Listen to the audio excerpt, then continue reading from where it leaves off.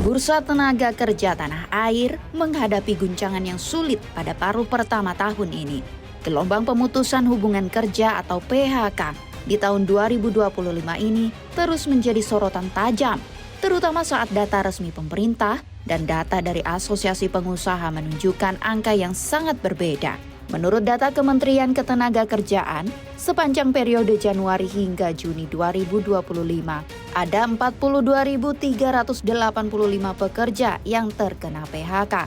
Jumlah ini meningkat tajam sekitar 32% dibandingkan periode yang sama tahun lalu, yakni 32.064 kasus PHK. Dari angka tersebut, Jawa Tengah menjadi provinsi dengan jumlah PHK tertinggi, yaitu mencapai 10.995 pekerja. Diikuti Jawa Barat dengan 9.494 pekerja, dan Banten sebanyak 4.267 pekerja. Namun data ini jauh lebih kecil dari catatan Asosiasi Pengusaha Indonesia atau APindo. Per 10 Maret 2025 saja, APindo melaporkan sudah ada 73.992 pekerja yang terkena PHK. Data APindo ini mengacu pada jumlah pekerja yang dilaporkan perusahaan kepada pihak BPJS Ketenagakerjaan setelah proses PHK terjadi. Menanggapi data ini, Menteri Ketenagakerjaan Yasirli menjelaskan situasi ini disebabkan berbagai faktor yang kompleks. Penyebabnya kan macam-macam. PHK itu sendiri kan saya sudah sampaikan, penyebabnya macam-macam. Ya, ada PHK itu karena memang industrinya memang pasarnya sedang turun. Kemudian ada industri itu sendiri yang dia berubah model bisnisnya. Kemudian ada isu terkait dengan internal.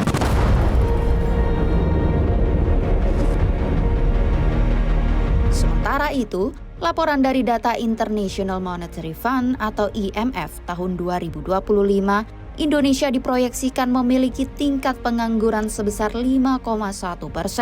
Angka ini menempatkan Indonesia di posisi kedua tertinggi di antara negara-negara Asia Tenggara. Di sisi lain, pemerintah terus mendorong terciptanya lapangan kerja baru melalui program makan bergizi gratis, Koperasi Merah Putih, dan hilirisasi. Hasil dari program makan bergizi itu sebisa mungkin difokuskan untuk kepada saudara-saudara kita yang hari ini pada posisi satu berada di bawah garis kemiskinan. Koperasi, program Koperasi Merah Putih. Di situ juga upaya pemerintah untuk mendorong terciptanya lapangan-lapangan pekerjaan baru.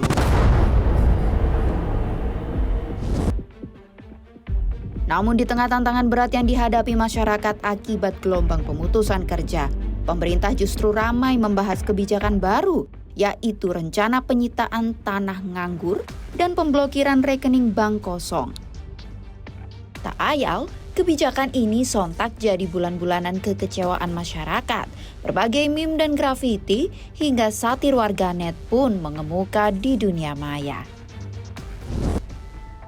Seolah menambah daftar kontradiksi di tengah suasana sulit ini, sebuah janji tentang penciptaan 19.000 lapangan kerja tiba-tiba menjadi sangat ramai diperbincangkan di media sosial. Janji ini viral, memicu harapan sekaligus keraguan di benak publik yang sedang mencari kepastian kerja. Namun menyikapi hal ini, lembaga Celios menilai kemiskinan dari era reformasi cenderung menurun. Meski demikian, mengacu data terbaru BPS soal penurunan kemiskinan, kecepatan laju penurunan kemiskinan cenderung berkurang.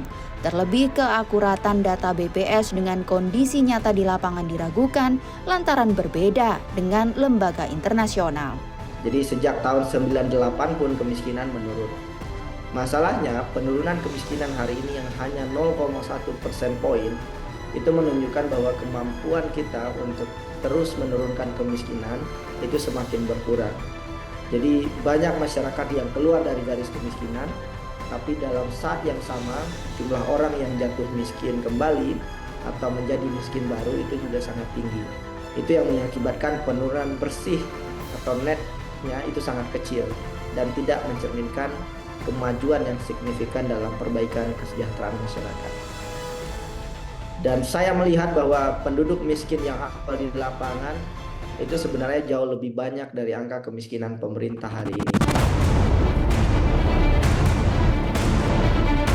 Di sisi lain dilansir dari Tirto ID, Ketua Umum Asosiasi Pengusaha Indonesia atau APindo, Sinta Kamdani menilai, menurunnya penciptaan lapangan kerja baru berdampak pada perubahan tren investasi dari semula padat karya menjadi padat modal.